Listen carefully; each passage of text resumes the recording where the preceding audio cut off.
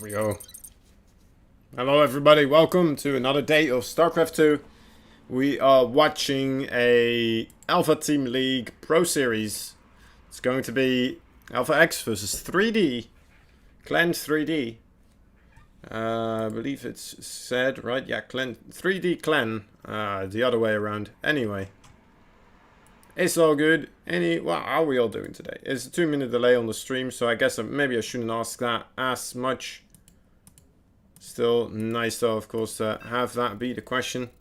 We are hearing the countdown, the ever so lovely countdown sounds, showcasing that we are about to go live here. And yeah, it's a best of 5. I have the matchups right over here as well, actually linked to me. Let me grab that one. So I have that in front of me. I can give a little bit more of an in-depth analysis. Alright, so the first match will be, well, I guess we can already see that as well, right? Let's just hop into that one first. I'll talk about the rest later on. First game of this series. We have in the bottom right side of the map. Best of 5, there we go.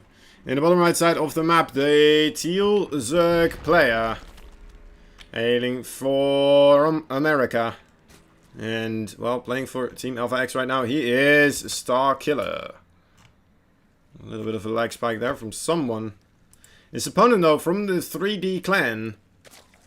He's the purple Zerg in the top left corner of the map. He is B. It's gonna be a ZVC to kick things off with. Next map will be a actual TVT as well, and then we'll have a PvP. So it's a lot of series that are just, you know what, the mirror matchup over here. That's alright, that's all good. We don't have that too many times anyway, right? Oh, I guess nothing has been killed yet. That's good to know, Kozen. Well done, well done. Anyway. Not that much stuff going on yet, of course. Well, I guess there is a spawning pool being created here, but after the pool, after the hatchery, I mean. So perhaps be a little bit ahead just because he has a slight delay on that spawning pool. Maybe ekes out one more drone there. A little bit of a small victory there. Nothing too big, honestly. Let me get my Twitch chat here as well, actually, now that we are going. Maha, SC2, thank you so much, man, for the good lucks. Much appreciated. Alright, alright. I'm kind of curious to see if either of these players kind of ramp up the pressure. I'll have to wait and see, honestly. 3D is playing exactly motion. It is the 3D clan, so that is... it is the entirety of 3D's clan, right? It is just 3D with different name tags. 3D, for those who don't know, it's a friend that we play games with sometimes. He goes by the name 3D. Anyway, so far nothing too crazy going on yet. Honestly, really just slow and steady as she goes. Both players kind of macroing up, going for those drones. I guess B is getting his speed a little bit slightly earlier. Actually, I just know the Star Killer still not having a single gas being taken. Now taking 2 gas, he might be going up to that 3rd base very quickly. Although B already has his 3rd base. Interesting stuff developing here. Couple of scouts coming in from Star Killer. Star Killer. Actually, what is his worker count now? He is 2 workers ahead. Actually, 3 workers now. 2 queens. I guess he is getting 2 extra queens out for defense. That must be where those extra minerals have gone to for now. And a scout as well coming in from B, realizing that in fact there is quite a few drones here on that natural base, of course. Seeing that it's not very likely that a lot of links are going to stream across the map at any time here. Must feel safe, and as we can see, starting up more drones. And so is Starkiller after his successful scout as well, of course, making a Roach Warren. Only now going to be able to spot this 3rd base actually with his Overlord. So already look at that, how close that is on finishing up over here. Oh, we are seeing actually a very quick lay attack coming out of Star Killer here. That is quite interesting. We'll have to wait and see what he plans to do with this. Pulling a lot of drones there, actually trying to kill those Zerglings. Not sure if that was completely worth it, but he quickly realizes it and adjusts the drones back onto the mining. Fortunately for him, not being able to kill all of those links just yet. Now should be able to. There we go. Okay. Lovely job being done there. Now the roach warren is completed. 2 evolution chambers also on the way. More so, I'm guessing for a wolf, but actually no. Starting up the +1 ranged attack as well. As soon as this finishes, we do have, let's see, there's 2 more guests on the way. This could be very well something very quick, Muta-esque, right? Probably, I'm guessing, that's my best guess right now. Probably gonna see a Spire pretty soon. It lines up with the 200 gas here. Actually, no, starting up the Carapace first. Playing it very safe here. Now oversaturated on both bases. Really needs to start thinking about getting that 3rd base with B though. Relaxed on that 3rd base already. Definitely could eke out an advantage that way. Gonna have more larvae to work with. Gonna have more mining overall, of course, because he's not oversaturated on these bases. Let's take a look actually in there. We do see... Wow, how is Starkiller ahead? How is this possible? So, are there not enough drones there? There are. Alright, well then it should move towards... Alright, now it's dropping down again. Okay, that's what we expect to see. No, it's back up again. This is magic. Starkiller, how are you doing this? How are you in advantage here? Maybe it also counts in the gas, actually. Maybe that's the case. It's also counting in the gas. And that wouldn't make sense to me, actually. Now, we're still just seeing the roaches. Not that much coming out of this lay attack yet.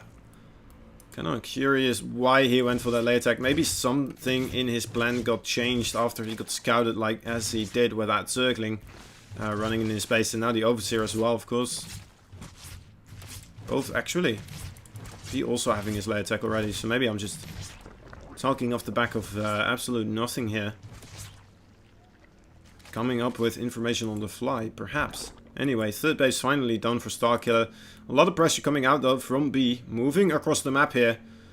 Let's take a quick glance at the overall roach count. Actually, oh my dear lord, Starkiller far behind here. Almost 10, well actually 11 roaches behind. And all those roaches right now on the front door of Starkiller. Starkiller needs his queens here with him. Needs brilliant transfuses. Needs a good concave. Neither of those things are actually happening. And I don't know if this is going to work out for Starkiller. He's going to lose all his roaches here. And this might very well snowball. Of course, he does have the defender's advantage, so perhaps he can still kind of hold on. But he doesn't want to start losing too much. Actually, it was like... I guess it's the upgrades. The upgrades actually saving Starkiller here. Maybe also just controlling his roaches. Just slightly better targeting down the ones that are weak. And I thought, wow, that was absolutely brilliant. Alright. Somehow, some way, managing to hold on there. Using those upgrades and using the defender advantage as well.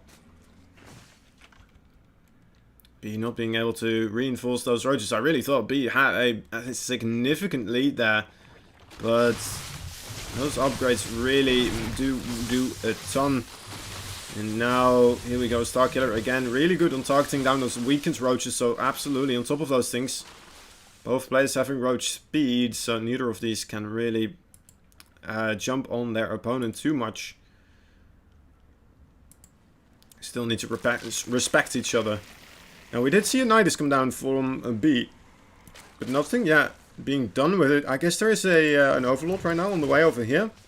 I mean, it still could do quite a bit actually, as long as those roaches get in, do a little bit of damage, and there we go. There's the roaches going in, killing us a couple of workers, and then just flying back into that Nidus swim. That could be very, very harsh here for Mr. Starkiller, but is he aware?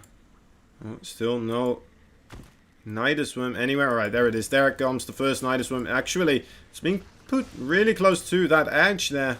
Starkiller definitely could... Oh my god, he's being distracted by the roaches at the front door here. Not realizing what is going on. He thinks he's at an enormous advantage when he has those roaches moving across the map. Actually, now realizing he is being attacked by these roaches in his main base. Moving across the map still.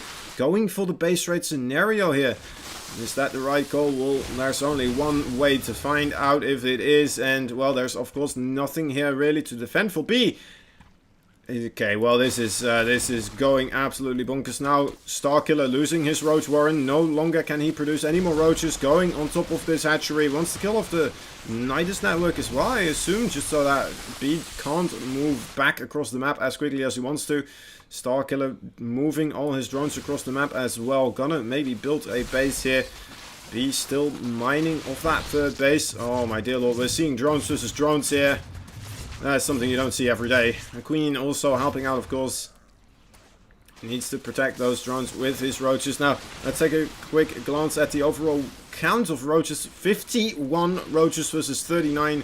There are 6 ravages there as well, though, of course. That is going to help. And, of course, +2 attack and +1 armor here for Starkiller. Starkiller now making a base in the natural of B.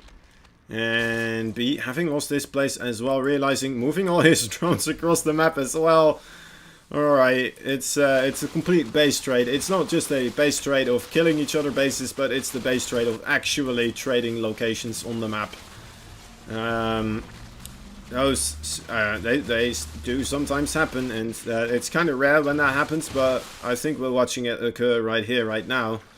Let's take a quick look at the production tab. I guess Starkiller is making his a little bit quicker here. So that is going to be an advantage, obviously. Now just taking down all the stuff that he still can. Needs to be careful now. Only now losing his spawning pool, actually. And both players now not going to be able to really leave these hatcheries, I assume, right? Actually, B, no. Gonna go for it anyway. Moving out across the field. Feeling confident about this one. And this is a really weird game, guys. I have no idea what's gonna go on in this situation. Well, I guess the upgrade's still slightly in favor of Starkiller. Starkiller would, of course, still need to get a good concave. Army supply-wise, be a little bit ahead. Overall, though, I mean, if B tries to move into this location right here, I'm pretty sure Starkiller will definitely take this. Should definitely be able to hold his ground here. And a spawning pool is started up. Yeah, it looks like things are going to stabilize overall. Ooh, that's some nice biling going on there. Trying his best to poke ahead. Is he actually going to commit? Oh my god, losing a couple of roaches. Maybe trying to get Starkiller to overcommit as well here. Trying to get him to come down from the ramp. Starkiller, though, of course, too smart to fall for that trick. Sticking to his gun, staying up on that ramp there. And, well, I mean, B does have 34 workers still remaining versus the 20 only for Starkiller. And B also already starting his, well, second base again. A new second base. Second chances being taken here. Starkiller, though, committing for the one base. Getting his extractors up and lay attack as well. And the Roach Warren being recreated too. Is he going to try to go for a night display himself now? That might be a really good call. Or perhaps he is actually going to try to get those Mutalisk this time. We'll have to wait and see. Things kind of calmed down again. Neither of these players can actually commit for a fight now, or else they'll just lose their base.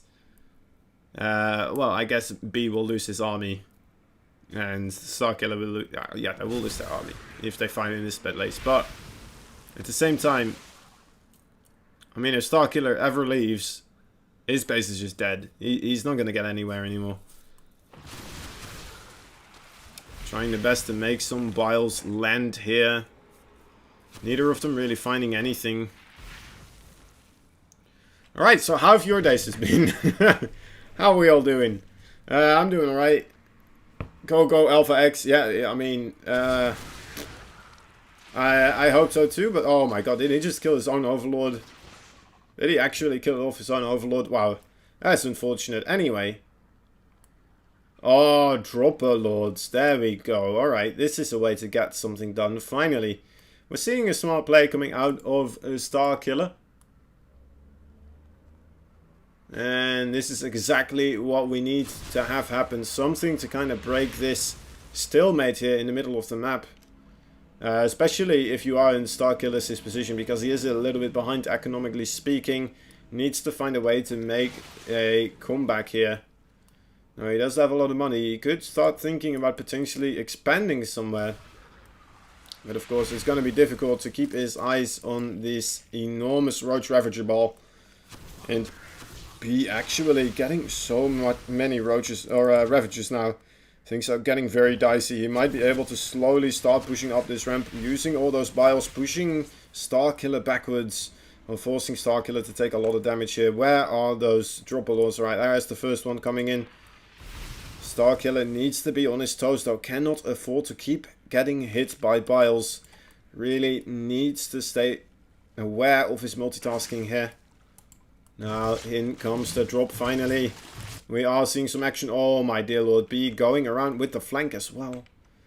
Not a bad call. Not a bad call indeed. Let's take a quick look at this again. A lot of workers being killed off. This is going to force B to start moving forwards. And there he goes. Trying to commit up this ramp here. I'm not sure if that's the right call though. Of course, there is still such an enormous concave going on here for Starkiller. Starkiller, can he hold on long enough? He is doing significant economic amounts of damage. Well, significant economic damage here. On the other side, all he has to do is hold on right now, right here. Can he do it? It's 40 Roaches versus 50 right now. 8 Ravages versus 11. All he has is the positional advantage. He needs, well, I guess also the upgrade of advantage, of course, as well. He needs to trade out appropriately. Still doing economic damage here. Needs to drop that second Overlord as well. And be, oh my dear Lord, making more Ravages now. Starkiller needs to get this. Well, he just needs to hold on now, doesn't he? Right. Realizing there is a second base there as well now. Wait, what? B goes around again? Doesn't want to go for the flank anymore?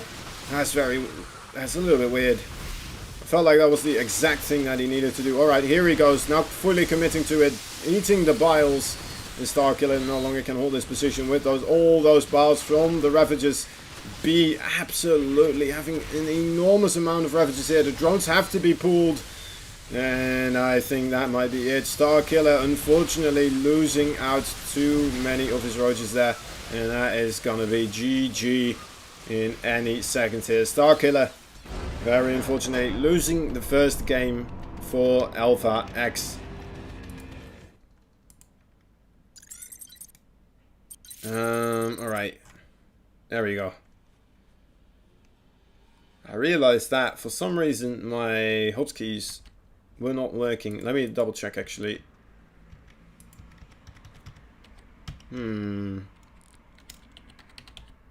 Oh, there they go. Sorry guys. Sorry about that. I don't know. My regular hotkeys aren't working, but then for the commercial it is working. Actually, no, they're not working for this one. Huh. Interesting. Oh well. We'll fix it later on. It's all good. It's all good.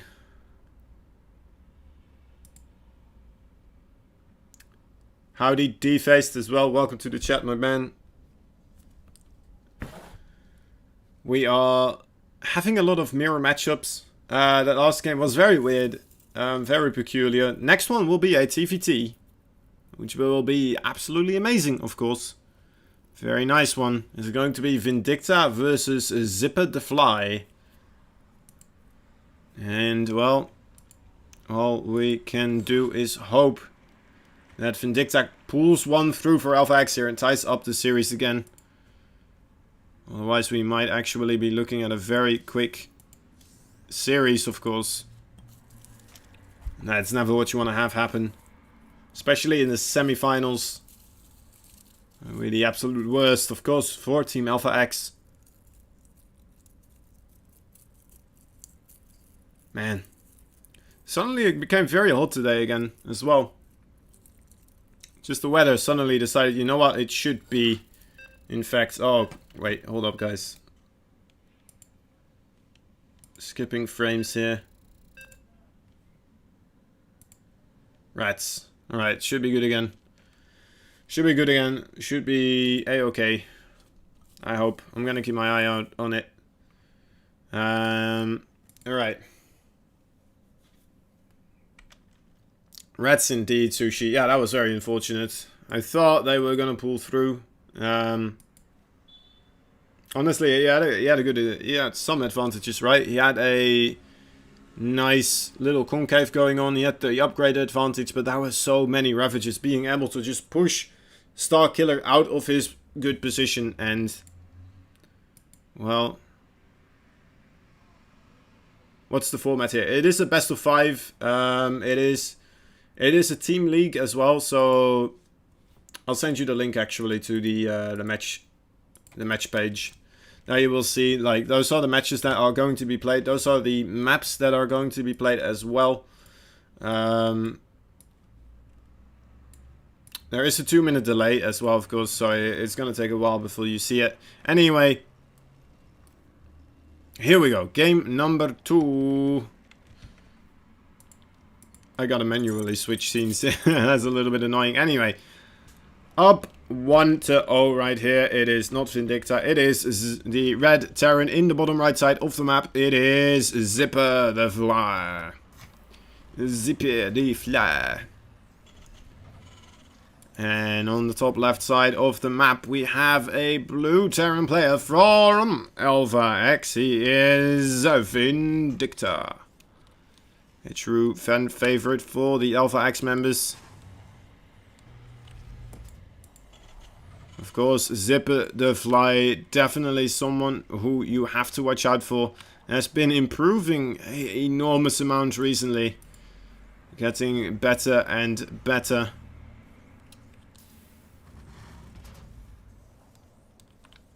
Weird barracks placement here, perhaps there to confuse Vindicta ever so slightly, maybe make him overreact and try to respond to a proxy barracks here. Not too bad, not too bad. Let's see if it works out though for Zipper the Fly. Vindicta, a smart guy, of course. Maybe he will figure it out. He does have vision of those 2 refineries as well though. Alright, Vindicta seemingly is going to go for that quick expend. Not going to go for the 2 gas here. Yeah, he might start to overreact as he doesn't see this barracks in the main base. He sees the 2 gas. This could very well be a proxy Reaper build. Or a lot of other nasty things. He needs to scout behind those minerals as well. Oh my god, he's not going for it. Alright, he will later on. But still though, it's going to be very, very late. And as we can see, the reaction here for Vindicta is happening. He's making his factory before the command center. He's making 2 bunkers as well, trying to help out against this. Even sending 2 SCVs over here to start repairing it when he needs to and start trying to block in a Reaper as he jumps up. Did he actually go over there yet? No, he did not. Alright, so Vindicta completely in the dark, completely fooled here. This is not a pretty sight for the Alpha X members. He should have had the slight advantage here with the build order, as long as he could defend against the Hellion and the 2 Reapers, but instead Vindicta completely in the dark, flabbergasted about what is going on, and now committing to about the same build, but just slightly worse, because he does have those 2 bunkers. He does have that second refinery added on later. And, well, as we can see, the starport for Zipper the Fly already done. Vindicta still on the way. Vindicta now sending a lot of SCVs as well across the map. Continuously really trying his best to figure out what in the world is going on here. Are you just not making any buildings? Is in his head now. And, well, Zipper the Fly is gonna laugh so incredibly hard now. Probably.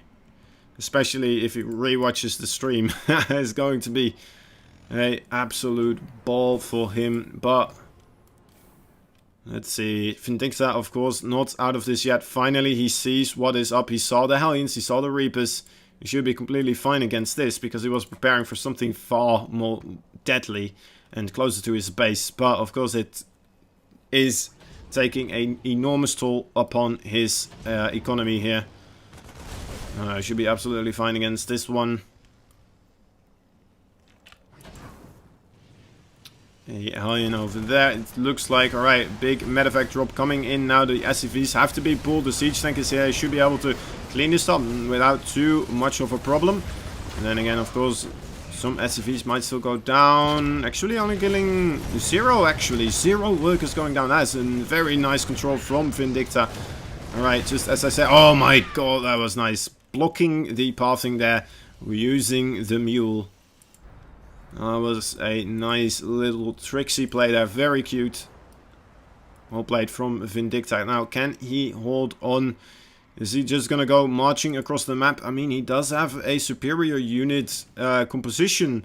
But of course, Zipper the Fly has a very mobile composition. And I do believe this siege tank will be out in time before Vindicta can really go close into an enormously wonderful siege up position. Maybe over here would be pretty good.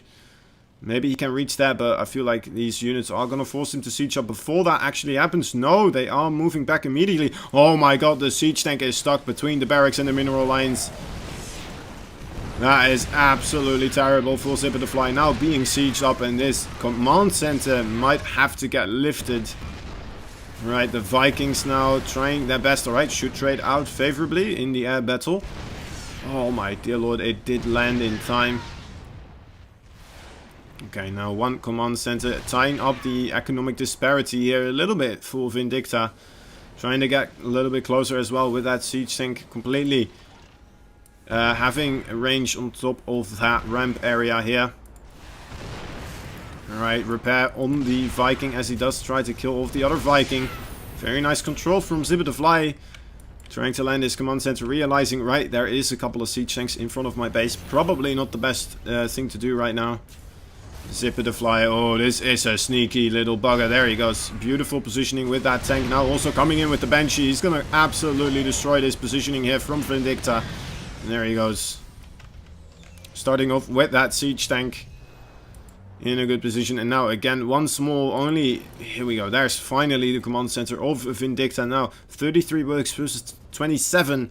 It's not completely lost yet, but it's going to be very difficult for Vindicta to still win this one. Actually, he's going to go for a third base very greedily here. And it's up to Zipper the Fly to realize what is going on and either start up his own third. Alright, there it is. It's still very much delayed compared to Vindicta's third base, but I don't know, it's not too bad at all, just because he already has that economic advantage, of course. Let's take a look at the income graph. There we go. Yep, that is quite a lot more minerals in favor of Zipper at the moment. Now the Banshee did get cleaned up, so that is a pretty solid play for Vindicta. A small, slight advantage again going into his favor. Yeah, he's just gonna have to win tiny battles like those over and over again to get back into this. But if someone can do it, it's going to be Vindicta, of course, an absolute beast in the TVT matchup. The two low as HP Marines are being sent out as the scouting tool. Same for Vindicta here. Oh my dear lord, wow. Marine superiority right there, being showcased. Now two Marines are gonna kill this one though, unfortunately. Already sending a second Marine, trying to figure out what is coming his way. Both these players really want this location right here. At least a little bit in a little bit of awareness for this map, of course. Now I am very curious to see when Vindicta is actually gonna fly it down with that third base. It's probably gonna be now, with these siege tanks moving forwards as well. Right, is he gonna fly it over to this location though, or is he gonna build a triangular shaped bases?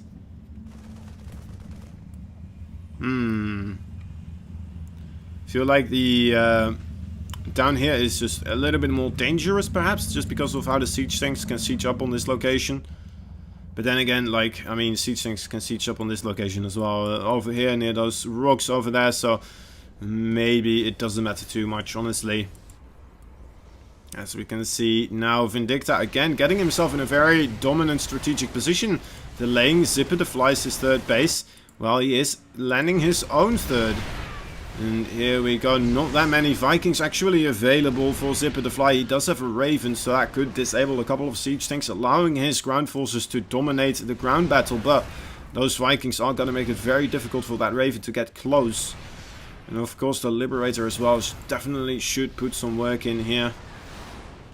Alright, 6 Vikings versus 5. Alright, the first volley does go off for Zipper the Fly. Zipper the Fly actually eking ahead with less Vikings here, so great control. Also disables on all the siege tanks and manages to clean up this force of Vindicta. Vindicta though, realizing he is going to lose that battle and using these Vikings in any way that he still can to try and get some damage done here in the main base.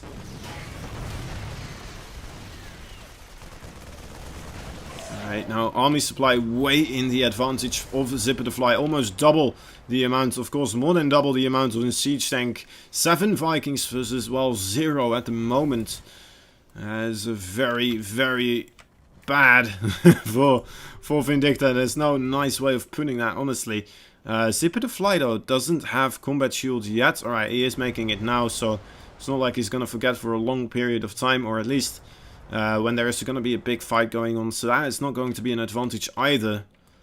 Alright, Vindicta needs to hold on now. He has a very, very small count of siege tanks compared to Zipper the Fly, of course, and he won't be able to mitigate that due to air superiority, using Liberators and Vikings, just because he doesn't have anything Viking-wise, and he's fighting up against 9 of them. So that's going to be absolutely incredibly difficult. Zipper the Fly moving into a good position here to start wailing away at this third base of Vindicta. Vindicta already taking a little bit of damage here. Not too much being dealt though just yet. Should be able to repair this rather easily. Moving back one siege tank here. Vindicta in response gonna try to do some damage of his own. There's nothing here to defend, so if those Marines do get in the mineral line, he might actually start doing more damage than Zipper the Fly is finding here.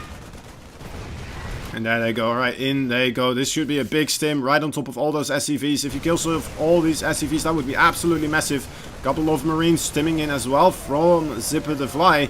That's not enough though. That is not enough Marines. And the Vindicta Blue Marines are winning this out here. Killing off so many SCVs. Look at that. 18 SCVs, 19 going down. Pretty much everything that was on the third base. The Vikings now also being pulled backwards. Trying to deal with these medevacs.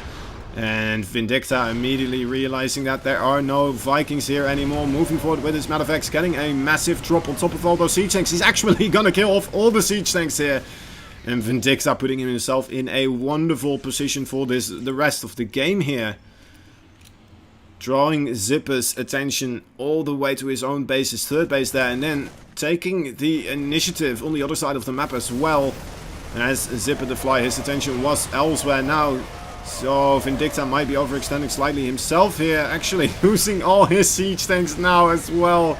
That is very unfortunate. That was a very well positioned siege tank here from Zipper, and just a large amount of Marines still available, as Vindicta did of course just trade out quite a few of his own Marines to do that economic damage. But I can't blame him truly, because he of course did kill so many siege tanks. That's gonna put you in a wonderful frame of mind where you're thinking to yourself, well, I probably have the siege tank advantage now. Yeah, I should probably start pushing. And well, that would have been my thought process exactly as well, but maybe perhaps he's giving the reins too much into the favor of Zipper the Fly again. Oh, very lucky that one siege tank just now finished off. So going to be able to start wailing away actually. Oh, should definitely get that siege tank. Oh, it's so close. It's 1 HP. It's still shooting. It's very unfortunate here. There was another siege tank also picked off. 14 workers go down. An incredible amount of damage again. Now being retaliated into Vindicta's base. That's absolutely horrible. More Marines streaming forward. This siege tank needs to get in siege mode. Alright, there we go. They are pulling backwards now. Gonna try to find a different entryway of attacking here. More Marines. It's mostly just Marines here. Now one siege tank as well accompanying them. They should be able to sit on top of that orbital here without being shot by the siege tank if they do position themselves properly on that right side there. Let's see if he can find that angle, and yes he does. Alright, Vindicta thinking about going for the drop, but he realizes that's just too many Marines here to really deal with that appropriately. Okay, good position with that siege tank. This is an incredible back and forth right now, guys. And it's very hard to call, honestly, I'm not gonna lie. Vindicta again on the ropes here. Can he make a comeback happen again once more? Alright, he is sending Liberators. Actually, Liberators doing quite a bit of damage as well at the same time here. Getting 6 kills of their own. Now, still though, this siege up on that third base of Vindicta is absolute hell to work with. But denying the entirety of the mining there for Zipper to fly for a little bit again. And forcing his multitasking as well. Alright, there we go. Now shooting away. Actually killing off a lot of the workers here. Oh, needs to be careful not to move those Marines forwards, of course. One siege tank. Oh, is he going to get it? Oh, my dear lord. That was so close. Getting that siege tank finally. Right. That might give Vindicta a moment. Seeing the Marines retreat here and jumping right on top of that siege tank. A little bit of a poor retreat there, coming out of Zipper the Fly, seeing the incredible amount of siege tanks that were against him, and not taking his own siege tank with him in the retreat. Perhaps to, you know what? Perhaps that was mostly to allow his Marines to escape more nicely there. It's a rough call indeed. 2 Liberators are on either side of the map. Should be going back in again to try and eke out more economic damage. Is there going to be a base created here? Alright, so 4th base now gonna be put down for Zipper the Fly. 4th base for Vindicta, though nowhere to be seen yet. Oh my god, Zipper the Fly taking a page out of the book of Vindicta. Only getting 1 kill so far though. And here we go, there's more economic damage being found by Vindicta again. Absolutely relentless with these Liberators. Okay, well, upgrade-wise, +1 armor, plus 3 attack and armor is about to finish up for Zipper the Fly. Vindicta definitely gonna be at a massive disadvantage there for quite a while. Needs to start up his +3 armor as well. He does have a 2nd engineering bay, right? Okay, he should do. He has 3 of them, alright, so should be okay in that sense. Just doesn't have the money right now to really do it. He is still ahead in workers though, after that amazing aggression. But of course, Zipper the Fly now with 4 bases is going to... Wait, actually, no, that is his main base that flew over there. Alright. So, let's see. Vindicta maybe perhaps wants to do the same thing here. As he is maybe a little bit... There we go. Yeah, there's the oversaturation. 22 out of 14. That should be there. Definitely has to start looking for another base to start mining from. Another Liberator being an absolute pain in the bum here.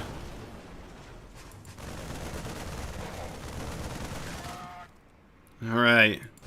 Vindicta, once again, a big stim forwards into the mineral line here for Zipper the Fly. Zipper the Fly gonna try to catch these medevacts. No.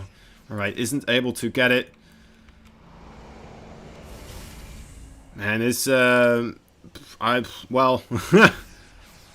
I don't know. I think Zipper the Fly is in a slight advantage here, guys. I'm not gonna lie. I mean, he still has a much better base that he's mining from here, of course. Alright, here comes the main base of Vindicta, going for the middle base location. Actually, it's gonna be easier for him to start pushing from this place. And, well, Zipper, well, okay, he does scan here. He sees that there is a base. Alright, well, that there is an army setting up shop in this location. Drop again coming in from Vindicta. Should be cleaned up rather handedly here. Nothing too crazy going on there. Okay. +3 attack now done for Vindicta as well.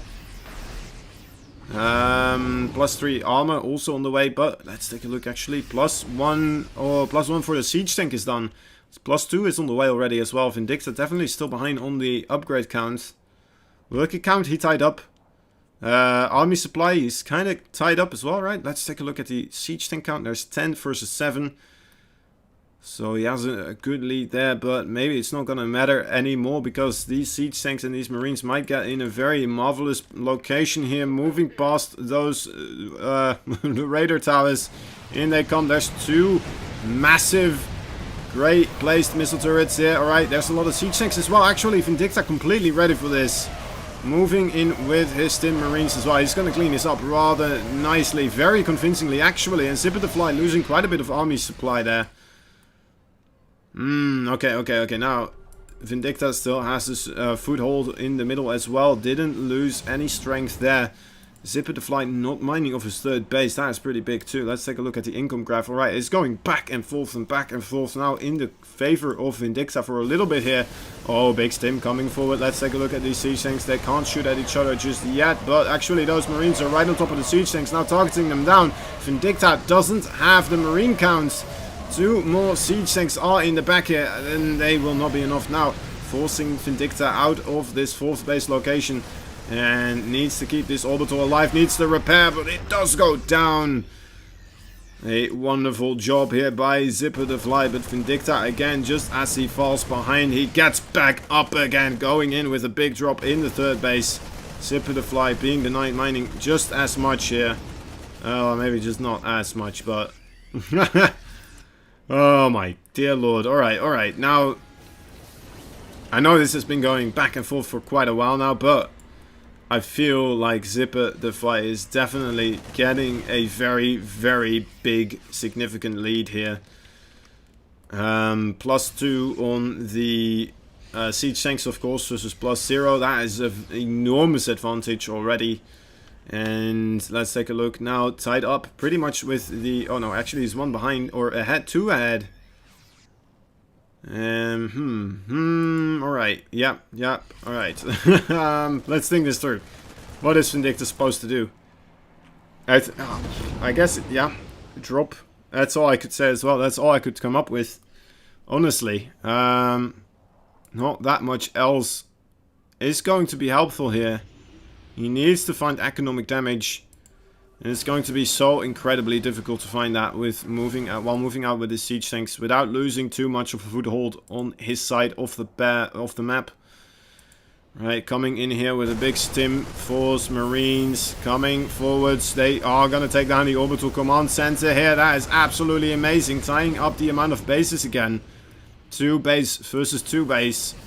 Oh, but this is a massive stim coming in on the siege tank. Vindicta a little bit out of position with his own marines, and it's completely cleaned up here. Zipper the Fly, absolutely devastating anything Vindicta has over here. As Vindicta, most of his marines are on the other side of the map. Another orbital burns down in the sky. Only 1 base remaining, and Zipper the Fly knows about it. He's going for it. He's gonna try and find it. GG is called. Vindicta losing the series here.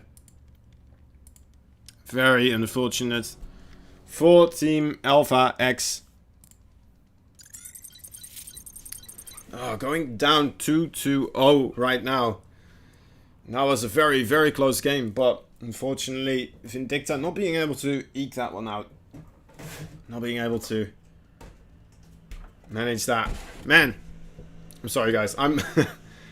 I don't know what I sound like at the moment at all. It's, I'm in an absolute sauna right now, and I can't open up my window because my neighbors, they are having a barbecue, and if I have my window open, this entire place is just going to be a smoke den, and then I'm gonna get even worse.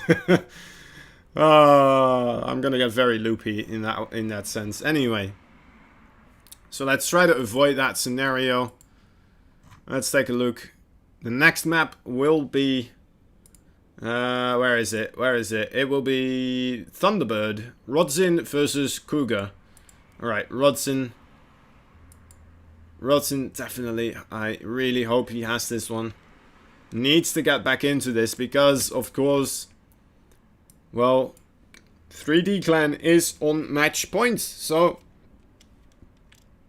Looking rather grim for Alpha X here.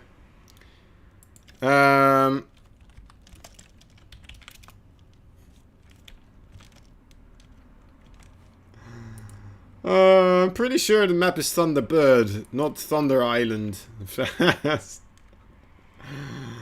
uh...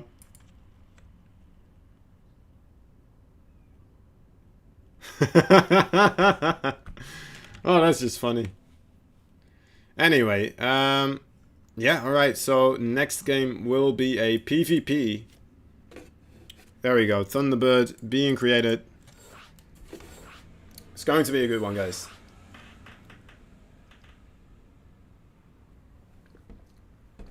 I need to keep hydrated in this weather. I'm sweating like crazy. Everything is sticky. And it doesn't feel good. Oh well. How's it over there, guys? Anyone else having a heat stroke as well? Another heat stroke.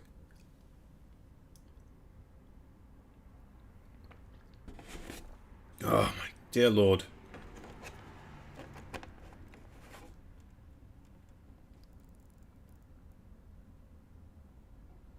What a game. What a game indeed.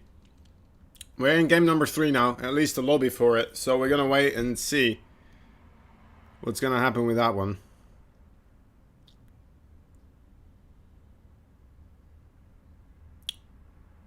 We'll have to wait and see. And wait and see.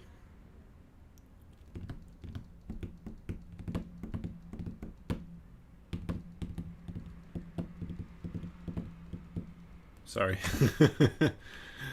Alright. Rodson is ready. We just need Cougar to be ready as well. There he is. He's ready too. Absolutely wonderful. Here we go. Game number 3 on the way. Let's take a closer look at how PvP is played. Alright, let's look at it all together now. Hold hands. And here we go. Here we go. Woo!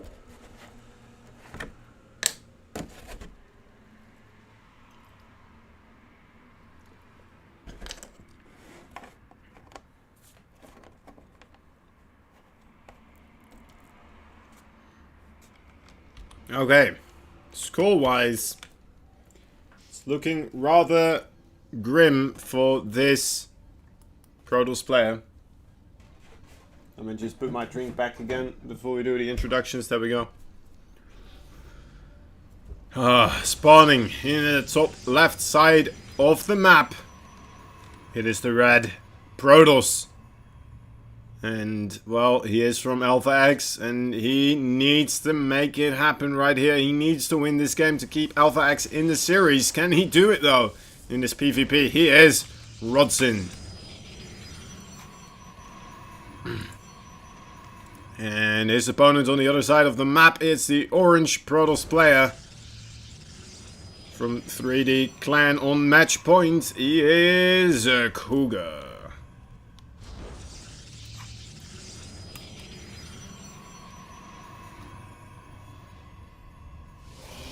Okay. Now, let's take a look at what both these players are doing. Very standard things so far. No proxies yet. Let's take a closer look at these probes. Looking like they will just go for a scout. Yep. All right. Both turning the corner here. Look at that. That is the signature mirror build over here, meeting up in the middle of the map. That really shows that these two players both doing the exact same thing. Mining 2 on gas each, and oh, Rodson actually getting 3 on gas. Is a deviation in play, as they say, of the. Well, I guess that means that Rodson will go for a little bit more of a heavy attack here, of course. Stalker Sentry actually being created here for Cougar, and also Stalker Sentry for Rodson. Huh. I was always convinced that normally people mostly do the either double adept or double stalker. Kuga putting down the pylon over here. Wants to figure out what is coming out of these gateways, of course. And, well, Rodson isn't, so... Wait, there's another sentry here? He's going triple sentry? Is this a new thing that I don't know about? Huh. Triple sentry. Versus... 2 sentry? 2 sentry. Alright. Okay. Fair enough. I mean, sentries are pretty good. Honestly, I'm not gonna lie. They are very good. If you get them early on, you can scout with them as well. And they will get a lot of energy if you get them early on, right? So that's a good thing. 2 robotics facilities also going down. I guess there is a shield battery coming for Mr. Kuga here. Oh, Rodson definitely wants to have this scout. See what's up on his opponent's side of the map. Oh, gets to see absolutely everything here. Sees the robo, sees the amount of gateways. Even sees the forge come down, I believe you saw anyway. Let's double check that. Yeah, alright, does see the forge. Setting out a second Phoenix here.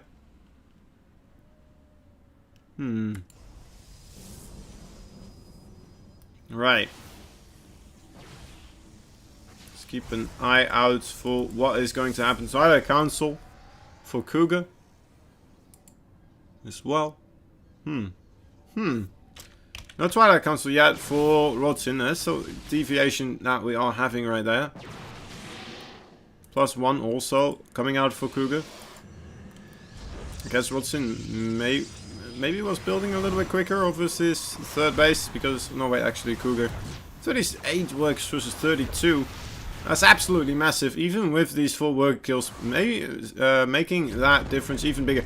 Oh my god, the wall wasn't complete there. He tried to make the wall complete with the shield battery, it wasn't able to do so.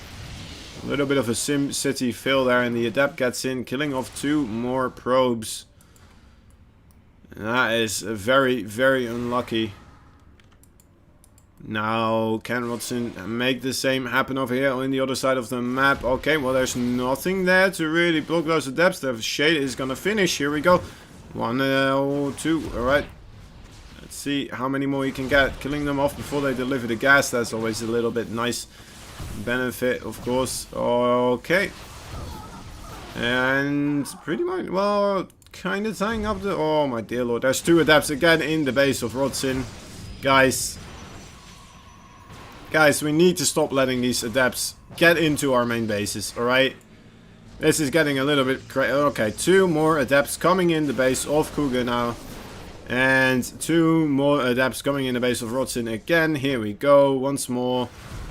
2 Adepts here, 2 Adepts there, 2 Adepts everywhere. If you see a rock on this map, do not turn it around. Most likely there will be 2 Adepts hiding underneath it. And they will bite you, you will get infected, and you will have to be taken to the hospital before you swell up like a plum. Like that lady from the, whatchamacallit, from Charlie and the Chocolate Factory. Right, 2 more Adepts. Finally, now it seems that people have enough units to hold off the 2 Adept aggression. And overall, alright, let's take a look now. Kuga having killed 15 workers, Rodson only 10. But, overall, worker count kinda equalized. So, in the end, was it really worth it? Could we just not have the Adepts not do anything? Could we just not ignore them? Is that not a lot more relaxed for everyone involved? But no.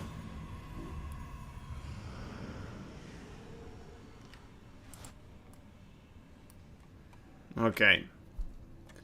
Now, we're gonna have to talk about this. A robotics bay is on the way. Most likely, this is going to be for disruptors. But also, Kuga adding a Dark Shrine now, actually. Okay, 2 more Adepts in the main base of Kuga. For crying out loud. This has to stop at one point, guys. 2 more adepts everywhere. Orange versus red, it's really hard to tell who is in a mirror on the phone screen. Yeah, that it is, that it is. But I will make sure to tell you, this is an orange warp prism in the base of red, warping in a lot of orange zealots and orange immortals. Now the red Protoss army is fighting against those zealots. Only one zealot remaining there. Right, is picked off now as well. And a very good haul here by Rodzin, honestly, I have to say. Very, very good, well managed there. Now the War Prism is of course still alive with those 2 immortals, having only lost a couple of those zealots here.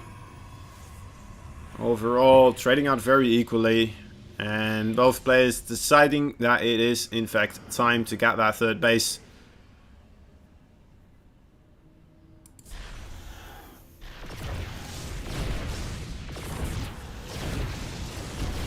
Now the Immortals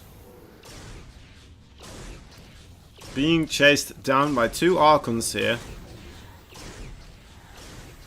And of course, well, there is still a War Prism over here as well that could potentially get 2 more adepts in the main base of Cougar. It never ends. It will never end. The adept onslaught shall continue later on in the game, as we come back to you after these commercials of the Protoss home planet. Disruptors, amazing at shooting everything. They explode your opponents. Do you need something exploded? Well, get a disruptor. Okay, I'm going a little bit loopy here as well. I know okay, well, I'm not gonna excuse myself. Anyway, let's try to be as professional as we can. Stalkers in the middle of them. Look at them. Okay, oh well. Professional. Think this through. Come on, Kozen, you can do this. You can come up with smart things to say about a PvP. It's not that hard. High Templar archives on the way. That is going to make Archons. Those are strong. Oh my dear lord. Alright. The heat is getting to me, that is for sure. Rodzin already had his, of course. He is going to go for extended thermal lance, and actually both of these players adding in Colossus instead of Disruptors mostly here. Interesting choice, of course. Those zealots unfortunately first gonna have to deal with that cannon here, not targeting down the probes, and now immediately being roasted by those Colossus. And well, that's a very nice pick off there from Cougar, also getting that War Prism, denying some of the aggression that Rodzin was capable of there. Neither of these players really want to commit to a fight on the other side of the map so far. Not feeling that confident that they can kill each other at this point. And Rodzin taking a 4th base. +2 was denied though, I see. I think I missed that one, but yeah, actually, it looks like it might have been at one point. Seeing how Rodzin is this far ahead now in the +3 attack. Also getting the blink for his Dark Templar. That is gonna be absolutely massive potentially. Especially if Rodzin gets caught off guard there for just a short brief moment. Let's see, does he have observers? He has only one, a singular observer, so does Cougar, but of course Rodzin doesn't have his Dark Templar yet, and just as we talk about that, he is adding his own Dark Shrine. Should be absolutely fantastic. Now rogues are being destroyed. Rodzin, is this the time for him to start attacking? He is spotted by an hallucination, so Cougar can get into a location here where he can start defending against this. Oh, Disruptor Ball not managing to connect. A second one coming in as well. Nope. Completely whiffing as well. There is a War Prism. Oh my dear lord, that War Prism is going to get walked into. That's very unfortunate. Wanted to set up a flank with those charge lots. But now, oh my dear lord, that was those were absolutely massive Disruptor hits. Rodzin in a lot of trouble now. Needs to be careful of these disruptor balls, my dear lord. Right, missing to that from Cougar.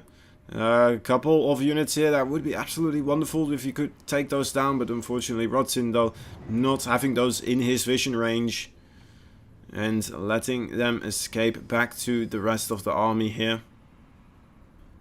Let's take a look at overall unit counts. As we can see, pretty much for all the units. Actually, no, not all the units. I mean, Rodzin has more disruptors, less colossus, but more disruptors. One more arc or immortal as well. That's pretty big. That's 1/3 extra. Well, actually 50% extra immortal for Rodzin here available. That is not too shabby indeed. Let's take a quick glance again at those upgrades. +3, almost ready now for Rodzin. Is he going to try to commit again to an attack? Those disruptors maybe getting a little bit greedy, hoping to see... Hey, there we go. Some good connections. Cougar getting caught off guard there for ever so slightly. And these disruptors, that... Oh my god, it's so scary to have to do this with the disruptors. Right, that's a good trade. Trading one disruptor for another one. Not managing to reach that disruptor though. Of course, it's very difficult to have these disruptors be picked off because they, of course, they are such a great zoning tool. But you need to be, oh my dear lord, that's why you need to be so careful, right? Alright, Rodzin trading out efficiently so far with those disruptors. If you can keep that up, that would be absolutely massive. But, of course, he is being pressured now as well by Dark Templar on his 5th base, actually. 12 o'clock location here. Rodzin, can you pull through? Needs more oh my god, look at that amount of Dark Templar. They can just blink right on top of these disruptors. Here they go. That is going to be absolutely massive. As soon as they do, there they are. And all the disruptors are being killed off immediately. That is an absolute devastating amount of damage to the Dark Templar right on top of the Colossus now as well. And no form of detection available here for Rodzin. Rodzin in a lot of trouble, almost getting a good disruptor hit, but unfortunately for him, his disruptor getting killed off before it actually connects. Cougar dodging that other disruptor hit, and things actually somehow, someway, Rodzin manages to stabilize. Cougar retreating for now, only having the 3 Colossi and the 2 disruptors here, of course. He still has that deadly force of Blink Dark Templar, ready to pounce upon any unit that is found out of position. And Rodzin actually, oh my dear lord, how many does he have already? No, okay, 0. He's making 3 carriers at the same time. That's a very interesting choice. You don't see those every day. Oh, good disruptor balls. Getting 2, actually, that's very good. Managing to secure this location here, but Cougar, of course, now seeing that these carriers are in production, he's going to even be able to cancel 2 of them or slow down the production here for quite a while.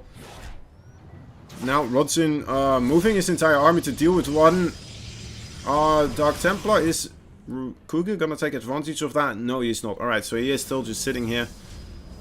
Might have been able to get a couple of good disruptor shots here, or maybe even poke a little bit with those Colossus, of course. But not realizing in time that, oh my dear lord, that is disgusting. Cougar finding all the corners and cutting them down everywhere where he needs to. Catching all the edges that he would require. Oh my dear lord, that is a lot of probes mining away at those mineral patches. He wants to make a large opening here.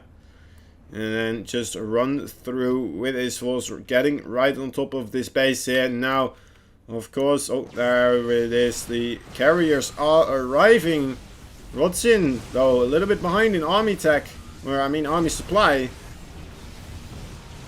Still, those carriers are a very interesting variation in this composition here. He needs to hunt down this enemy army, though, of course. He cannot afford to be on 3 base versus 5. Especially if he doesn't trade out his army right here, right now. Or at least gets a very favorable trade. But, oh my dear lord, Cougar not allowing such a thing to happen. Going in with his Dark Templar as well. ensuring that the army of Rosin has to come back to this third base location. And Kugan now coming back in again, trying to get another cancel on that base, realizing you didn't even restart it. That is very painful for Rosin here. Now he does still have those carriers, of course. Those carriers, kind of the wild card in this situation. Can they still manage to do a lot of damage? That is the question on everyone's mind now, of course. What are the upgrades like for those carriers? There's only +1 shield. One carrier being built at a time. Rosin really doesn't have the economy to sustain very big carrier production here. A lot of the units actually getting caught off guard, not within the recall. And there we go. Alright, so that is picked off. More Dark Templar though, jumping forward, getting on top of those cannons. And Rosin actually losing all those cannons. Needs to get over here before this Nexus gets sniped. That's a lot of Dark Templar. They are going to two-shot basically that Nexus. It's so close. Oh my god, there it goes. Alright, and blinking out of there again. Absolutely disgusting tactics here being used by Kuga. Kuga putting himself in a marvelous spot to take this series. The one weird, odd thing though, of course, he is making more and more disruptors as he is going up against this carrier army, which is pretty much the saving grace for Rosin right now. The one way he can make a comeback happen is that if Kuga just doesn't have enough anti-air. He did just warp in a lot of Stalkers here, so maybe that will be enough, maybe not. A lot of disruptors getting shot over there. The carriers need to target down those Stalkers. They definitely want to... Okay, maybe that Archon as well. That's going to be very important too. The interceptors are being shot down quite a bit here. Needs the micro backwards. Doesn't want to get Blunk right underneath. Stalkers targeting down the carriers. And, well, it looks like there might be enough Stalkers if they blink forwards again. One more. Oh, my god. I had to blink backwards because of that Disruptor Ball. Okay, Rosin slowly but surely moving forward now with this carrier army. Has he found enough damage here? Can he do it? Can he sustain this Stalker blinking underneath him? Oh my dear lord, I think there might be enough Stalkers to take out the carriers, and that will be it. Rosin losing this match as well, and that means 3D Clan takes the entire series 3-0. A devastating loss for Alpha X, very unfortunate for us guys. I wish I could make it prettier than it was, but... It did not go that great for Alpha X there.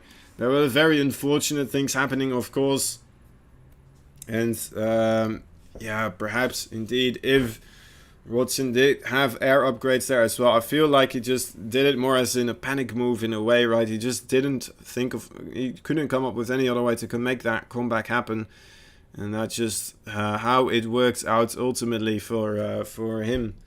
Very unfortunate, guys. I wish it was another way, and I wish we had more games to show, but unfortunately, that is going to be it. And it might be a good thing, actually, because this this heat is killing me, and so is the smoke of that of that barbecue. It's slowly choking me and killing off my brain cells, and I'm going insane here, guys. Anyway, so thank you all for watching. I hope you had a good one, and unlucky for Alpha X, of course, we will be back. I believe we will... Actually, we should have an Alpha Fights going on as well right now. I think that's on the B stream. Perhaps, is it on the B stream? Let me double check for you guys. Maybe I'll get a good host going as well. Something that we could host together and then watch it together as a team. As a comfort for our loss. Getting a nice little bit of sympathy watching other streams. I don't know what to say exactly. Right, Hasu plays. This should have started at 9. Second stream. Yes, alright. So there should be something on the second stream. Let me get that open up for you guys. And I'll host it. Right here, right now. Alright, anyway, that is going to be House of Players. That is 2 diamonds, 2 masters. It's an all-kill format. 2 Neo. The Kyojin. Proteus. Lao. Oh my dear lord, they're gonna kill me. I'm gonna stop right there. Charge, see you, bow. I guess I just have one more to butcher. So there we go. Anyway, let's take a quick look. Creator dashboard at this. Very unfortunate. Anyway, I've been Cozen, by the way, as well. You can find me on Twitter, or you can find me on my own Twitch if you aren't following there yet. I would appreciate it. Of course, also give Alpha X a follow. They do a wonderful job.